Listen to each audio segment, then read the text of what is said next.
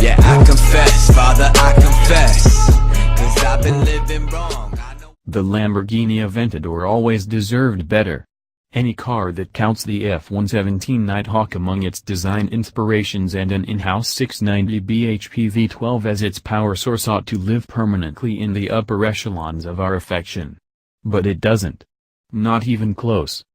The Murcielago's replacement was too crude and uncommunicative from the get-go, as fast as a theme park ride, certainly, but it was a ride you were as happy to get out of as to get in. Lamborghini has addressed these problems in a manner wholly typical of its traditions, by heading to a track and making the Aventador go faster and faster with the steady application of money, power and added lightness.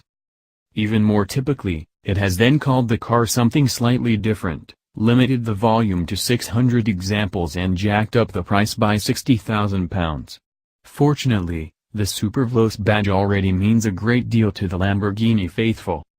Meanwhile, the 50 bhp gain at even higher revs, combined with 50 kilograms less where it counts, had Pryor in a twist when he tried it round a circuit last month. The resulting near 500 bhp per ton sounds suitably outlandish, but pace was never the problem. Feel, comfort and finesse were the Aventador's deficiencies, but early suspicion is that these have been straightened out, too.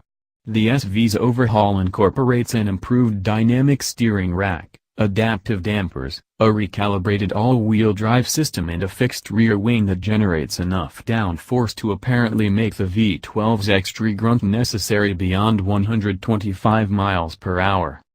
The interior certainly sets the right tone. Huge swaths of the letterbox cabin are trimmed in Alcantara, which gives it a tactile fleeciness that makes a pleasing if somewhat superficially soft epidermis for the bony lightweight carbon fiber tub in which you're sitting. The new SV-branded bucket seats and flat-bottom steering wheel look great and play their part in an eccentric, bared-down cabin of utter splendor, from the machined, screwed-down, gorgeous austerity of the floor mats to the lacquered carbon fiber skins of the scissor doors. The V12's ignition button is still nestled under a red safety catch, and although its starter has the charismatic noisy whine, the engine's idle tends to get lost beneath the maelstrom of radiator fans that kick in to variously chill the SV's components. The car gets underway graciously, though, and the hydraulic nose raiser is so quick that you can operate it between speed humps. Its fitment is a fitting reminder that while Surrey's busy roads don't necessarily show a supercar at its best, they are nevertheless the sort of place that many will spend their lives. As the Porsche 911 GT3 RS and McLaren 675 LT proved last month, this ought not be any impediment to their enjoyment. Both of the SV's rivals managed to be acutely involving away from the track, such was their marshalling of their respective talent. It was precisely this ability to conjure vivid sensation at sane speeds that was missing from the standard Aventador. Its general clumsiness made it easy to mash the V12 into hyper-frenzy, then call time at a corner because the car was as feelsome as a brick-wheeled rocket sledge. Over the same ground, the SV is dramatically improved. In fact, it's nigh on phenomenal. For a start, and despite the appearance of those huge alloys and its siblings' reputation, it rides with unanticipated elan. Where the standard car fumbled and thumped at the asphalt like an amateur panhandler, the lighter SV sieves it through its new dampers with genuine dexterity, filtering out the nastier intrusions so that, at speed, just enough patter resonates in your nether regions for an informative reading of the road. The ride is tensioned up like a guy wire, but gratifying with it.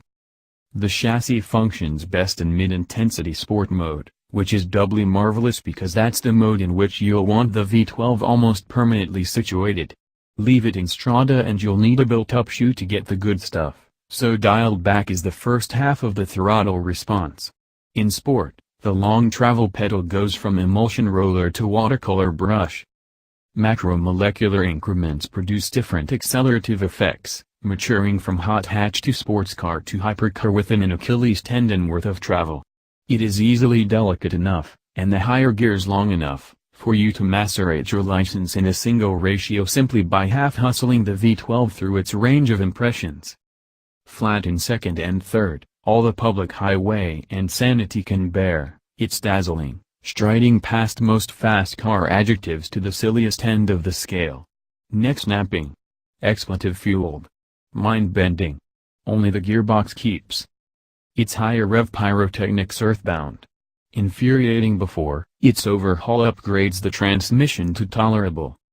In sport, the automated manual is still quite lazy with the clutch, and therefore needs you to either come off the gas or else endure the familiar nod of disapproval.